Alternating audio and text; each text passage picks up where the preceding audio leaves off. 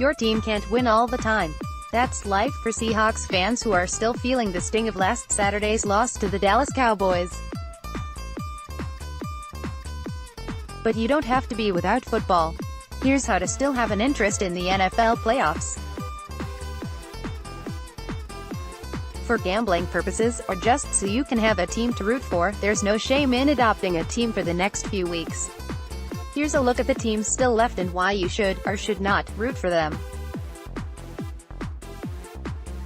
Indianapolis Colts. Why you should root for them. The Colts have a pretty interesting story.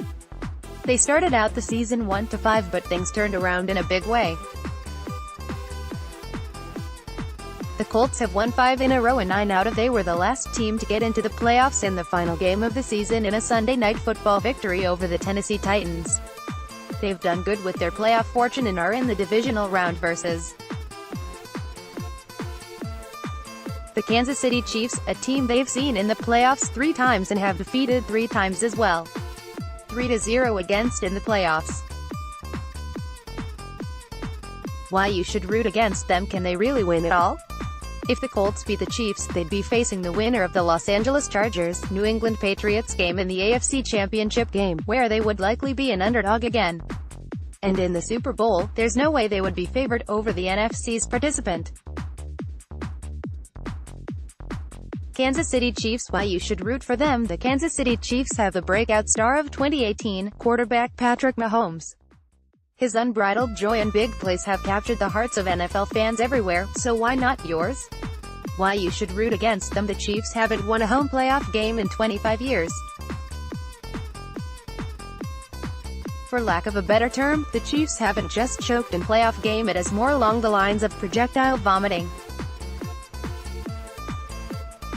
In the last 11 playoff games, the Chiefs are 1-10. Not only is that a reason why you shouldn't root for them, but I'd make the case it's a reason you should stay the hell away from them.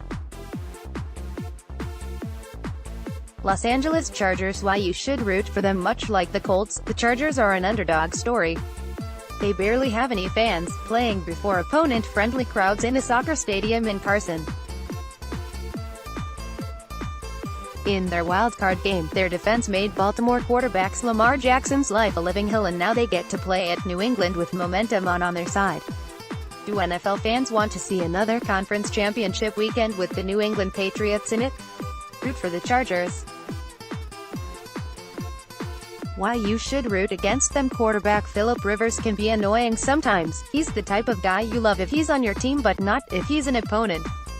Plus, even if you decided to jump on the Chargers bandwagon, it could be a short ride.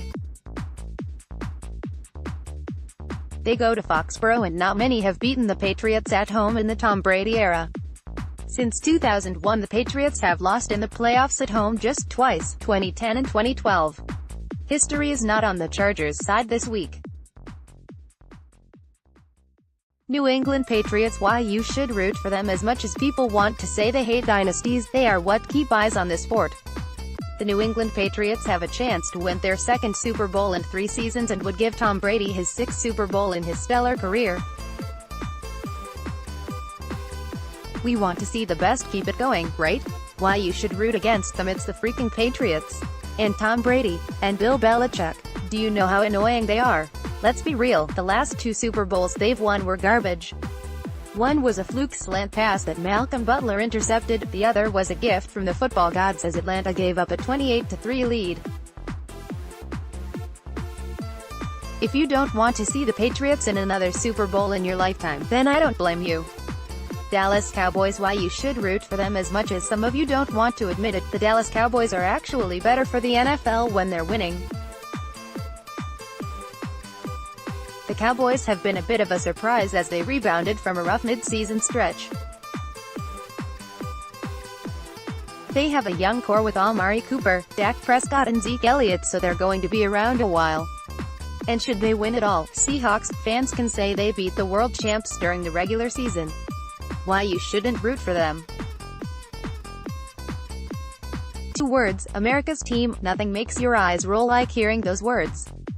Also, Seattle lost to Dallas last week. Why would you want to root for the team that knocked the Seahawks out?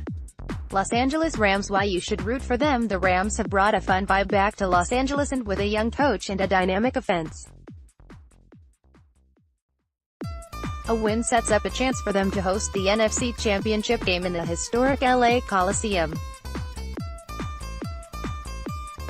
Why you shouldn't root for them. What division do the Rams play in? That's right, the NFC West with the Seahawks. You don't want to hear defending champion Los Angeles Rams next season, do you? Root for the Cowboys, as much as it might pain you.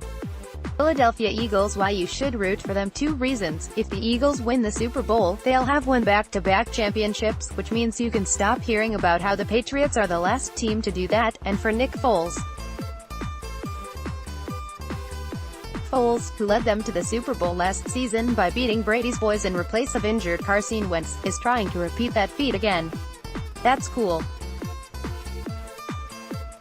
Why you shouldn't root for them. A nightmare scenario would be the NFC Championship game between the Dallas Cowboys and Philadelphia Eagles. Think about that for a second. Makes you not want to root for the Eagles, doesn't it?